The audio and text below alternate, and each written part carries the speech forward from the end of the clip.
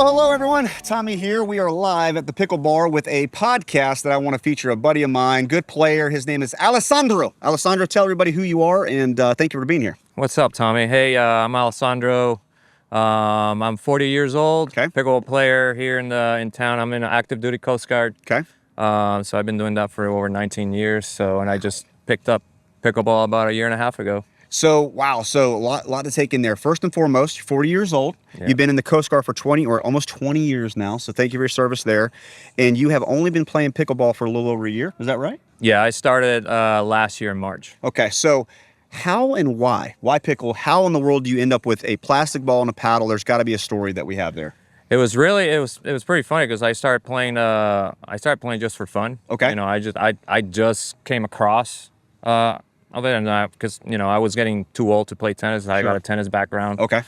And I saw this pickleball thing as with a wiffle ball. So I don't know what it was. So I started looking at the rules. Of course, I didn't know the rules. Sure. So I started going to Central Creek Park and play a little bit there and getting in the kitchen. And hey, you're not supposed to get in the kitchen. So that's how I started, and here you are. Here I am. So the journey of this is you've only been playing for a year. You're obviously at the creek, so we're playing in Goose Creek area. You literally just, I'm assuming, drive by or whatever. It's a buzz thing now for the last year that everybody, somehow or another, you're hearing about pickleball, right? Facebook, whatever, friends that you know. Yeah. And you start, but you do have a tennis background. So fill us in on that. What's the tennis background look like on you? What's the tennis? So believe it or not, I'm a self-taught tennis player. Okay. I played in California competitively, not in the amateur level. Okay. I started at 3.5 and I made it up all the way up to 5.0. Okay. Over there. So, but I'm a self-taught tennis player. So tennis is singles. I'm assuming you played singles tennis. Singles mainly singles about 80% of the time, and then some doubles with a buddy of mine over there. Over in California. California, yeah. Okay. When I was stationed there. The ratings of tennis, though, you even said statements that I know. So 3.0 tennis, is that similar to a 3.0 pickle? So like they rate you the same? Yeah. Okay, so it's a similar rating system. It's just that the issue with tennis is that the NTRP it's like it's self-rated, like a golf handicap. So I put in my scores basically. So there's a way that can kind of get fudged. Yeah, a lot of players like on the 4.0, when you start playing 4.0, 4.5, it's such a wide range. Gotcha. That over there, you can do a 6.1, 6.1 to a player, and then you get 6.0, 6.0 against you. Really? Yeah. Yeah. It happened to me a lot. So in pickleball, one of the things that we're battling that, and I feel like DUPR, and we've hinted at this on other podcasts, and we'll have DUPR actually on our podcast here soon. But DUPR is a system that hopefully, if done correctly, will prevent that, right? Because now you have to have folks that will literally sign off on the scores that you input. So if I'm a 4.5 and you're a 4.5 and we play against 2 3.0s, we have to agree on what that score is when it's done in the system. Yeah. Hopefully that's what will prevent from a guy like me or a guy like you or somebody else putting in false scores, and all of a sudden you're either, let's be realistic, it's more or less the sandbag angle than it is playing up. There's very rarely a problem with anybody playing up. It's always the good player playing down. Yeah, and I think that happens a lot on the bigger tournaments. You do. Even in pickleball. I'm talking about pickleball. Okay. I've seen it in a couple of like the bigger tournaments I play, like in the PPA and the APA and TKO. Those bigger companies, that a lot of players play down. They play down. Yeah. Okay. So I'm a 4.5, but I'm going to play in the 4.0 division, and you're seeing a lot of that on tournaments. I've seen it just because they don't have a, So on DUPR you have that percentage of accuracy. Right. So since they have like a 17 or 15% accuracy because they haven't played a lot of DUPR rated matches, right. So they want to get that rating. Got it. And unfortunately, they're playing down. I'm not saying that that's happening a lot. DUPR, it's a lot better than NTRP. Okay. To be honest, because it's not self-rated. You self-rate at the start. Okay. And then after that, it picks up, and then the tournament director, if they pick that up, then they'll rate you accordingly. That makes sense. So for folks that don't know you, so Alessandro, you're playing tournaments now. How and what does your tournament schedule look like? Let's just say I wanted to get into this thing, and we all get competitive with it, right? Like it's just a natural part of pickleball. Mm-hmm. It's the evolution that will happen to you. How and what tournaments do you select, and what should I be looking for? So I started getting, if you're getting really serious and you want to put your name out there, you can't just play the local tournaments. You can't just do the Bubba's Bait and Barbecue. You have to. They're really good, right? Because you still, the biggest thing for me, why do I play the local tournaments still and all that, and I sign up for every single one, right. for Pickleball Charleston that you had in a previous podcast, and with Katie Mel and the other tournaments in the area, is because that's where I started. You know, Sure. You got to pay back. Yeah, and you all have these to pay people, back, yeah, and I know that I can play against all those players on open play in Collins here and Pickle Bar or or Goose Creek, but it brings you practice, right? But if you want to put your name out there and you want to make this a more serious business, because once you become a professional, more of a like more serious player, because I'm not a pro, right? By no means, I'm pretty far from that. But if you want to put your name out there, you have to play the bigger tournaments, like and those are going to be APP and PPA, Gotcha. which are the two bigger companies. And I guess my question to you is, those tournaments that you're selecting, are they based on, are you looking for certain things when you do select those tournaments? Is it an area? Is it a location that you like? Because as you well know, and hopefully, you guys are listening, there will be, there's always negatives, right? There's negatives and positives to every tournament that you select. What is your vetting process? If I want to do an APP tournament, what am I looking for? Is it just because I want to do a certain area? So for me is I'm looking for area. Okay, you're doing it based primarily on location. Correct, because I played Bristol a couple months ago, and it was just because it was close to there. 5-hour drive. Right. But the tournaments that I've been picking is because I have family in the area and it's cheaper. Gotcha. And on the lodging, I don't get I don't get sponsorship to go and get lodging and then get meals and then and also you got to pay the tournament, the actual fee, the actual fee, which is PPA is pretty pricey. Is it? Yeah, and I'm not even playing on the pro level. Okay. So it gets pretty pricey. What am I looking at, just so that I'm a complete novice? If I want to play in my first APP event, what am I looking at for an entry fee on that? Do you know? If you're looking at the amateur level, you're up to the $100. About $100 to enter that thing, and that's just per event. Because you got to pay the fee, the tournament fee, and then you have to pay what division you're going to play. That's how they divide it. PPA is the same way. Okay. For Bristol, I played doubles and I played singles. Okay. Probably close to $200. Gotcha. So and then that's not including lodging. So the sectionals that I want to play in. So if I wanted to do singles, mixed, and doubles, I'm paying 3 entry fees. Yeah. So you're playing the entry fee for the tournament. Okay. And you're playing the entry fee for the division. Got it. APA, which is the Amateur Pickleball Association, you pay the entry fee, but you also if you sign up for different divisions, they give you a discount. Okay, all right. That's for the amateurs if you want to play. Like they're pretty good. I played like 2 weekends ago. Okay. But yeah, for PPA and an APP, but it's the entry fee for the tournament and then also the division fee. Do you have a preference? I mean, on whether it's PPA or APP, do you have a preference that you would tell our folks that you would, hey, if you're going to do your first tournament experience, this is who you want to go with? Do you have a preference on those two? So, not really. The thing is that APP uses their own ranking, their rating system, which is the UTRP, which is a lot different. But to put it on basic words, the UTRP difference from DUPR is a 1 point. So I'm a 4.5 in DUPR. I'm a 5.5 on UTPR. On UTRP. Really, UCRP. Okay. How about the setups and the logistics? Is there a preference? Do you think one is run better than the other?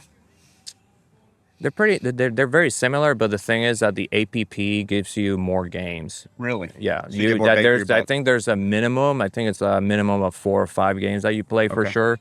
PPA is double elimination if there's more than, I believe, 8 players per division. So I guess this is a great time for us to talk about, now, and this is a blur for you, right? Like, so you're a little past a year into this. What would you recommend folks that, first and foremost, I've went and played pickleball. Now I want to see myself going leveled up. Do you think it's realistic that we're leveling up as a 0.5, a 1 point? Like, if I want to go from a 3.0 to a 4.0, how quickly and what are some of the things that you feel like are most important that I should be working on? So the worst thing and this is my personal opinion, this is something I share with my best friend that he's just started playing. Okay.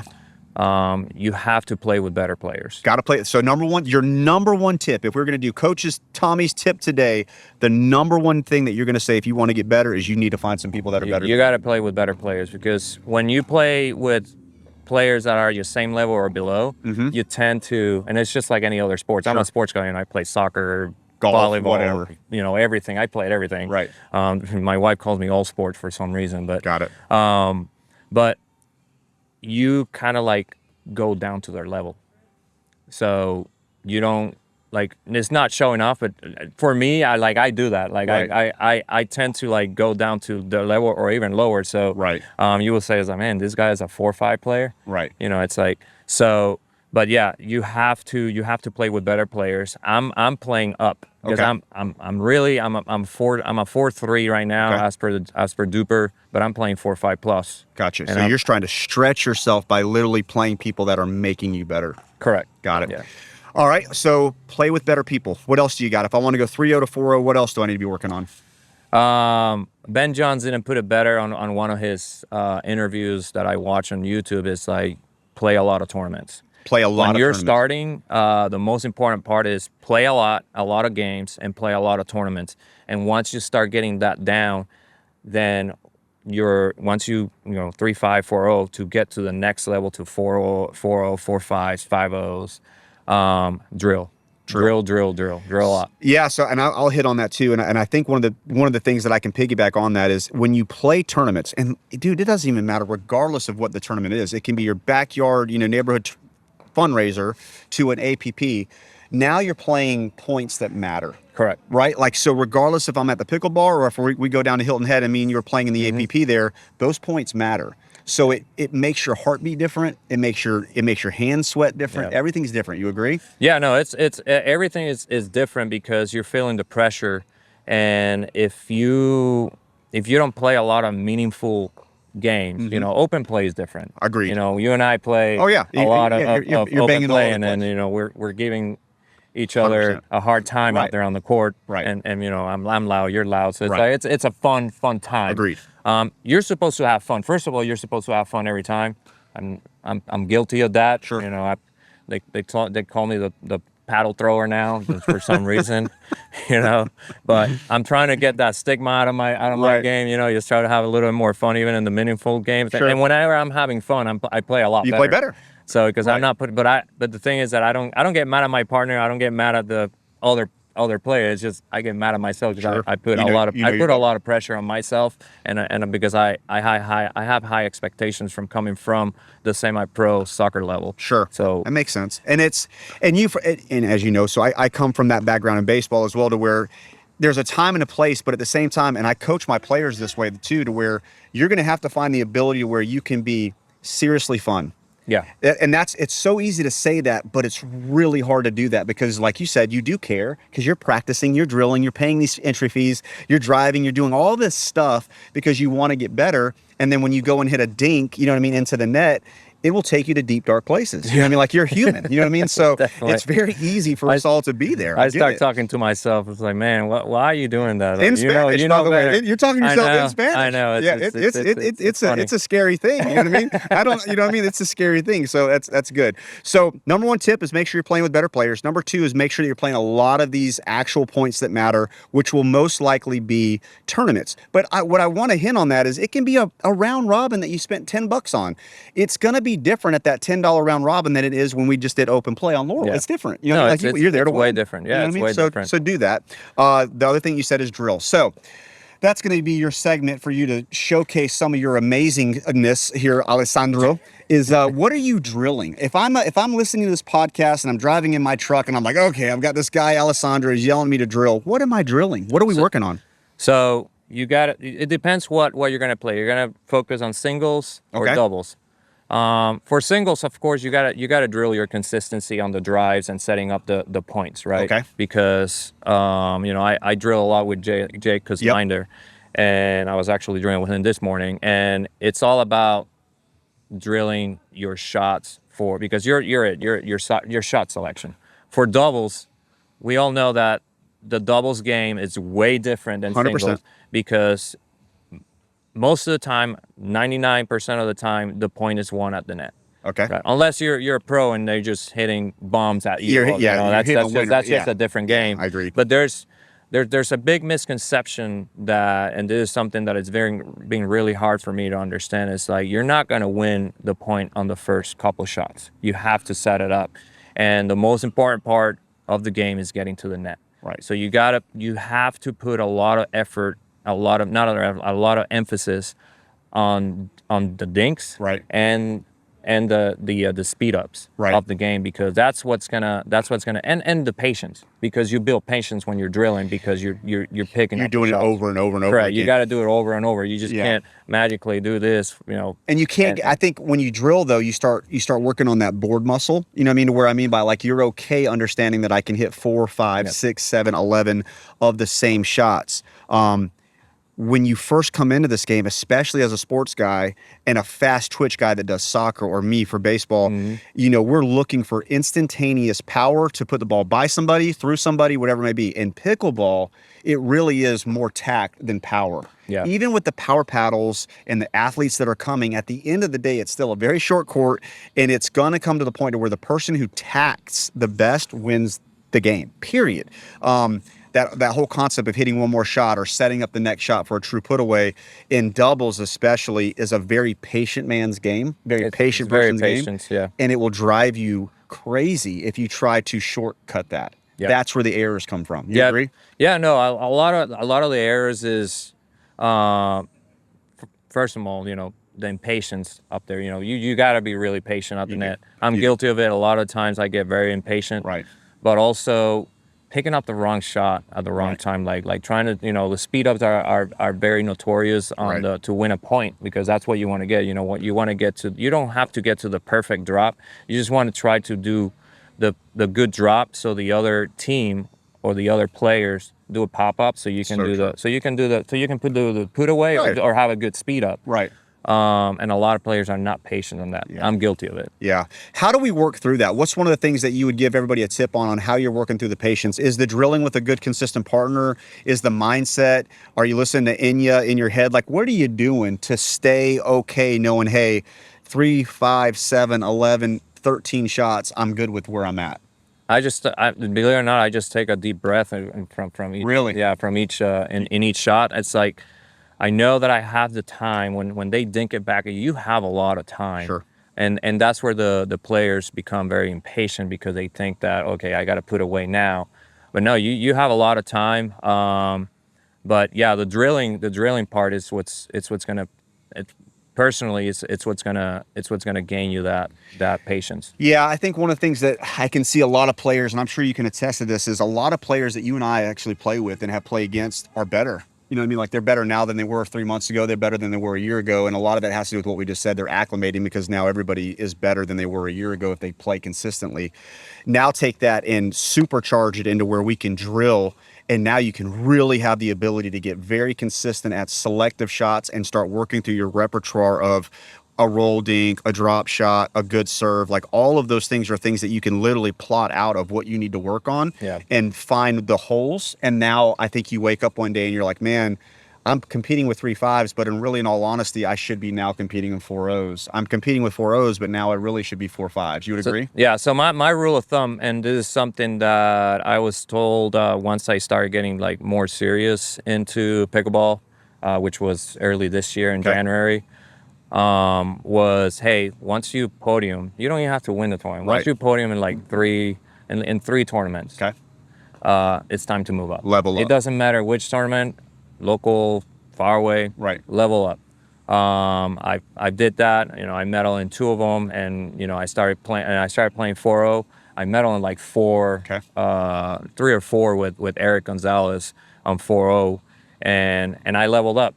So now I'm playing, and singles I did the same thing. I started playing 3.5. I medal there, but I'm like, it's just like I'm gonna move up, because I was playing 4.5 on in tennis, and I started playing 5.0, even though that I was getting hammered all the time on 5.0. But that's the beauty of the game. And now I'm playing 4.5. Get ready to dive into a world of greatness with Smashing Plastic Pickleball. Elevate your game and look good doing it. From beginners to pros, we've got gear for every player. But that's not all. Planning an event? Let our experienced team make it a smashing success. Want to improve your skills? Our certified PPR professionals offer top-notch coaching, clinics, and lessons for all levels. Don't you wait. Experience the greatness of smashing plastic pickleball today. Visit our store, join our events, and unleash your pickleball passion. So I love it. I think I medal on 4-5 in Bristol. Okay. So I took third place, but you medaled. I medaled. So right. So now you'll start looking at, if I can do that 2 more times, it's time for me to start staring that big number down. If I medal at Worlds next week, because that's where I'm heading next week, because of my podium on Bristol lets me play at the championship bracket for 4-5 singles. If I medal on that one, I'm looking into moving up. You're moving up. Oh yeah. All right. So now I guess we'll kind of wrap up with this. What's the goal? What's the vision? And where are we headed to next? So we are now officially almost holiday season in 2024.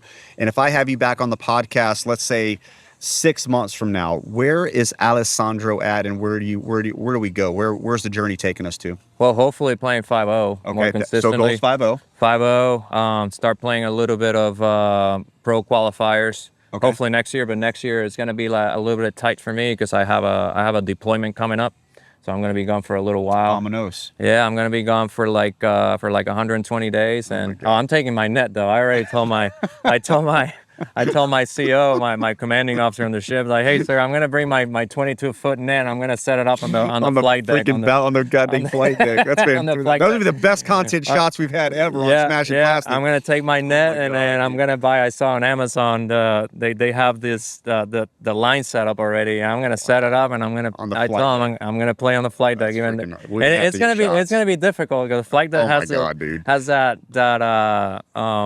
it's rough. It's so tough. The ball is just gonna go everywhere. So it's gonna be fun. You might be a 6-0 if you play on that. Probably. Holy crap. There's a couple guys on the ship that play that I've been teaching them. Wow. So also next year for sure I'm gonna get my PPR certification. You want to do the cert? You're gonna do the cert. I'm gonna get the cert. Okay, you're gonna get the cert. Hopefully, level 1. Start with level 1. Start teaching and coaching a little bit, and then hopefully towards the end of next year probably get the level 2 cert. So that's what I want to do, man. I'm 40. Right. It's like age is... It matters. And my project, I'm calling, let's get this 40-year-old into pros. And honestly, my biggest, something that I look up to is Tina Pisnick. Really? Okay. Yeah, she's a dog. Tina, 44 years old, man. Yeah. And I know she was a pro tennis player back in the day, but she started playing pickleball 2 years ago. Yeah. And she turned pro 2 years ago. She was 42. So that's who I look up to. It's like, man, if she can do it, and I've been a very physical player for years, so I know my body can hold. Okay. And I know my body. I'm very cognizant of my body and what I played through injuries a lot. Sure. So, but now a little bit older, you can't do that because it takes time. It does. So, but if some of those players can do it, I can do it. But the thing is finding the time. Right. It's really hard being active duty military. Sure. It's really hard. Yeah, it's got to be tough. It's definitely. Yeah, Eric Lang, is a guy that stands out to me. Eric Lang was a head rep for, I'm not kidding you, for tennis, by the way, for like 15, 20 years. And now he's a legitimate touring pro. He's 43. Yeah. You know what I mean? He partnered with Ben Johns on the Slice last year in MLP. So, I mean, it's definitely doable. And it'll be interesting, I think, as the sport grows, especially, Alessandro, this is my personal opinion, if the MLP will take root and truly do what it should do, or should I say it's capable of doing, I could see a lot more teams having a lot more diverse ages than a 19-year-old playing against Alessandro when he's 41. I wish, yeah.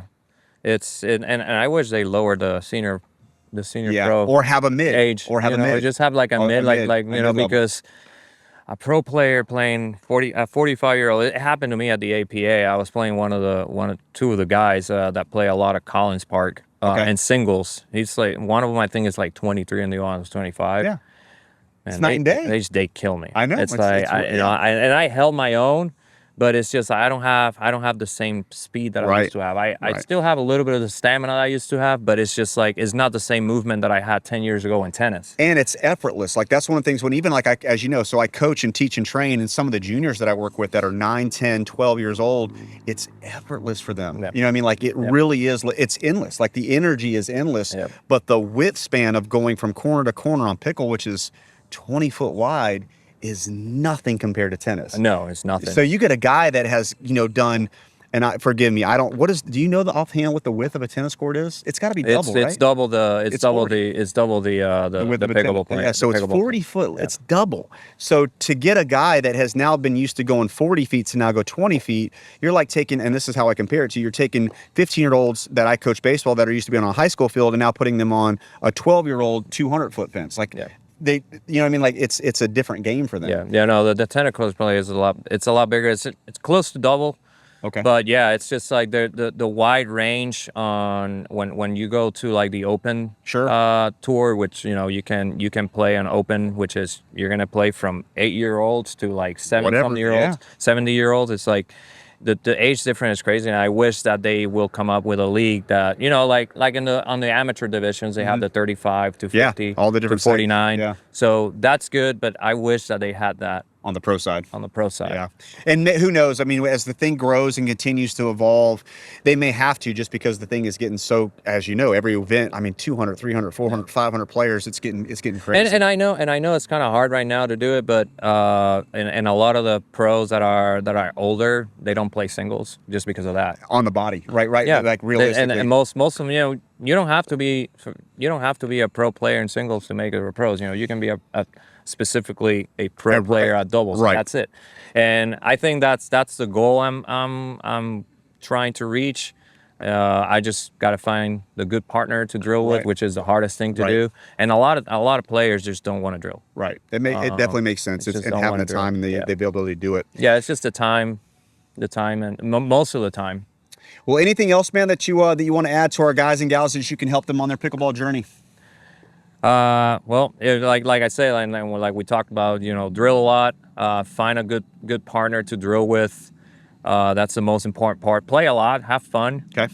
And once you start getting a little bit more serious and start coming up the ratings, don't ever forget where you came from. Right. Like a lot of the players forget that and they stop playing with the players that are starting to play. Right. Don't ever forget who you started with and where you came from, because that's a lot of players are guilty of that, of forgetting where they came from. No, I definitely think you're right. Pay it back. Yeah, 100%. You know what I mean? 100%. And it's such a social sport. You don't want to burn any bridges, and you definitely want to make sure that those folks that helped you go from 2-0 to 3-0, you know what I mean, you remember them and go play with them. And we're all guilty of wanting to go to the next ladder and be better. But at the end of the day, I think that's a great tip, man. Making sure you take care of those people that took care of you at your start. Yeah, 100%. How do we find you? Most importantly, people driving on the road, they want to know where Alessandro's at in your journey and all that stuff. How do I find you on the gram? Where are you at? Well, I have my Instagram. Okay. ADRod. So it's A.DRod.